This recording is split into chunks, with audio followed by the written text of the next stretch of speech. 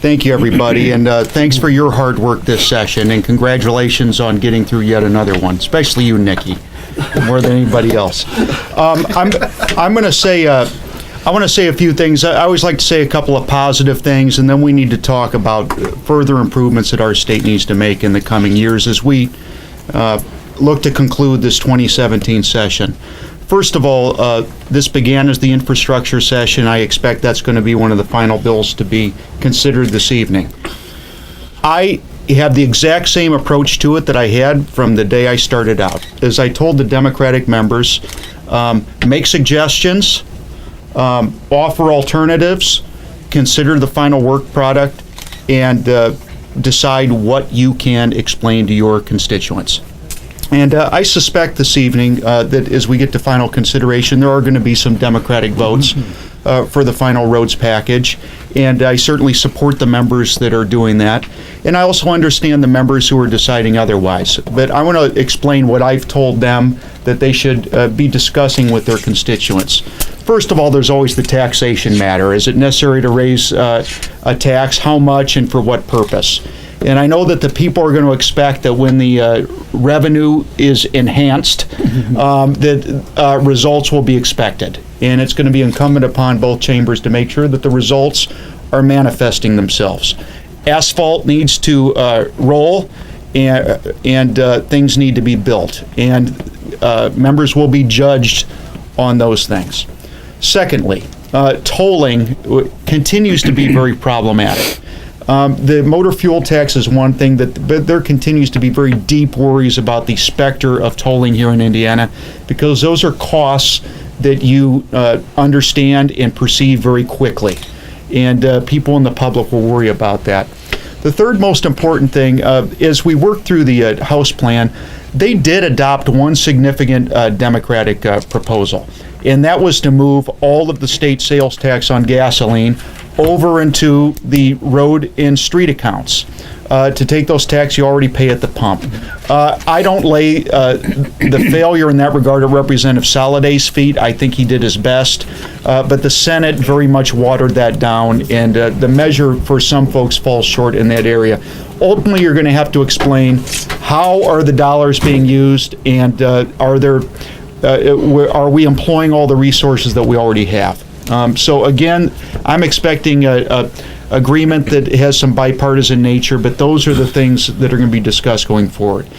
I also want to say something very quickly. One great success, the expansion of the South Shore Rail Line in Northwest Indiana. That's great for that part of the state. It's especially great for the state of Indiana. It's going to move our region into the Chicago commuter radius, and that is a great success for economic development. So that is a bipartisan thing that I want to point out. And also thanks to Leader Lanane across the hall for his leadership there. Now we have to look at some of the critiques. While we've had some of these important bills that are soon to pass, we cannot forget that much of this session degraded into a lot of special interest and sort of base interest group legislation. We heard an awful lot about women's bodies. We heard an awful lot about firearms. We heard an awful lot about alcohol and millionaires fighting each other. That is not what the people expect us to be working on. We require fundamental reforms in this body, in this government. We missed out on the chance to do nonpartisan redistricting. We missed out on the chance to bring people into the decision-making processes of our state.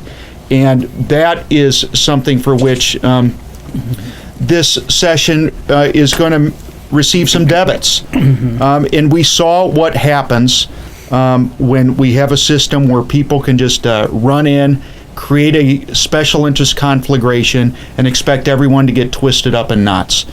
Those things have to stop. And I hope that there are some lessons to be learned there, but we have to remember this is the people's body, and it's certainly not the body of the people that just happen to waltz through this building from time to time.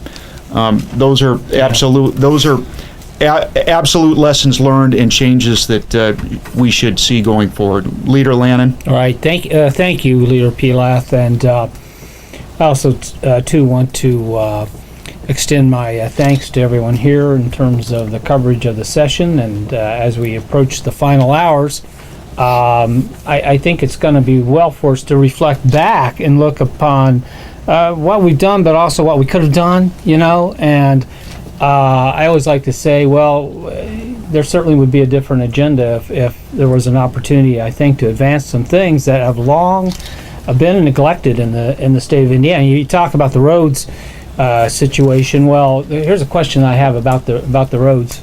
We're going to raise taxes by 10 cents on the gallon. Everybody's going to pay that. At the same time, we've missed completely the possibility of having a serious discussion about tax fairness and how fair is it that we continue to reduce taxes for corporations. By the way, I think we're passing a bill also this session which is reducing taxes for casinos. So casinos and corporations are getting a tax break, and the average person driving to and from their job or daycare or pick up their kids from school or whatever, they're going to pay more at the pump. They're going to continue to pay more right away, and they're going to continue to pay every year up to a penny more on the gallon. And don't kid yourself. Everyone wants to talk about, it doesn't mean much money. You go out to the people who are just living paycheck to paycheck, and there's so many of those people in the state of Indiana, and ask them if they think that it's meaningful or not to have to pay that additional tax. I also would raise this. Why is it, we wait and wait and wait and wait? We could have been looking at the state of our infrastructure 4 years ago, 6 years ago, 10 years ago, 12 years ago, but no, we wait. Now the infrastructure is crumbling. Everybody says, well, our roads are crummy. Yeah, they're crummy when you don't pay attention to them. And whose duty was it to do that? The Republican Party has had control of both branches. They've had the executive position for going on 13 years now. So, we've ignored our infrastructure. Here's something else that we did well this session, finally. We looked at this opioid crisis, and that was a bipartisan effort. You had members, I know, that worked on that, leader. And, but there again, where is the infrastructure to deal with that opioid crisis?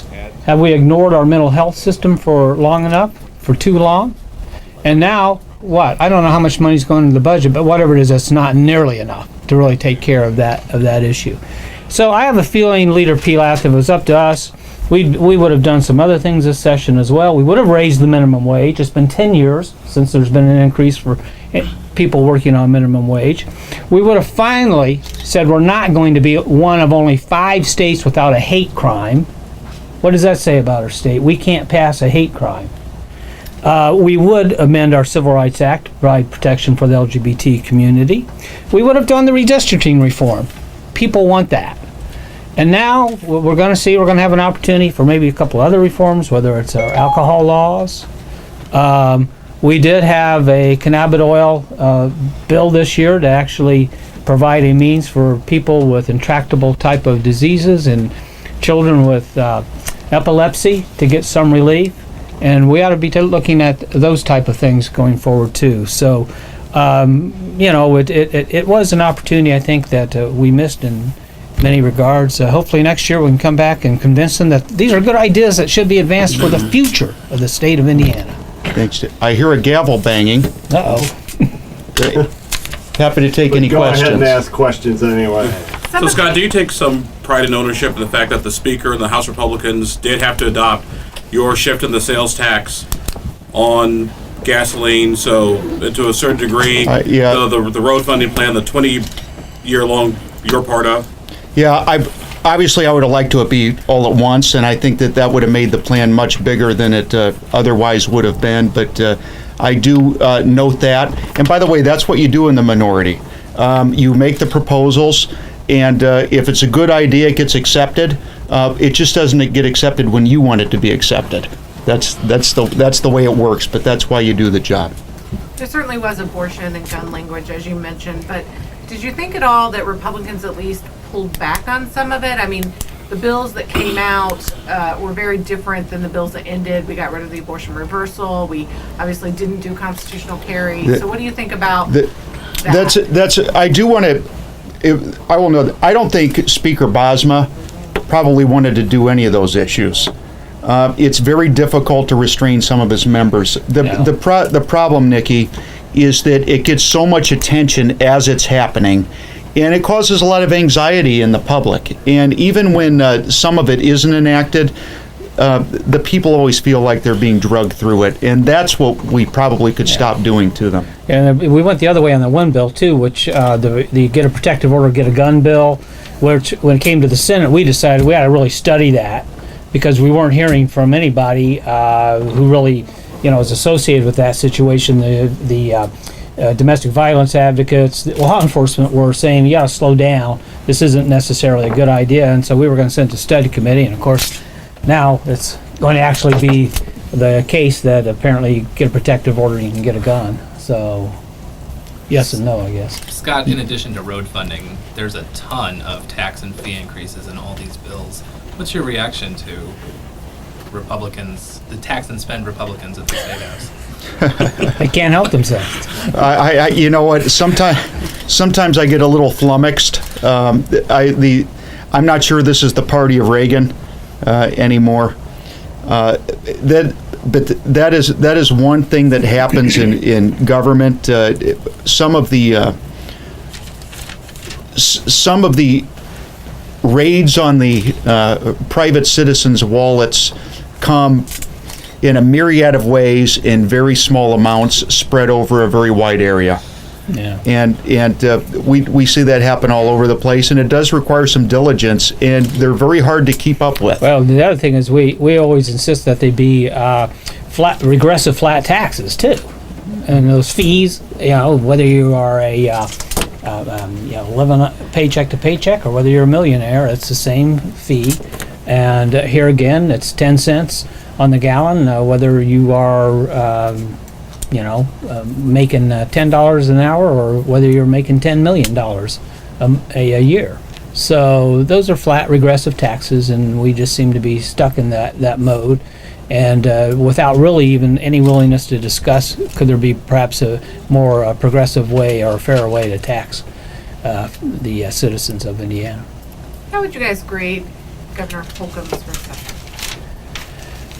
I'll do that. I'm going to give him I'm going to give him a solid B. Yeah, I would say. I'm going to give him a solid B. Would I say that he was the most aggressive governor in his first 100 days? Did he have some huge agenda that he was able to say that he accomplished? You can't say that, but he did what I think was a smart thing for a governor, a new governor on the scene, and he put out an agenda.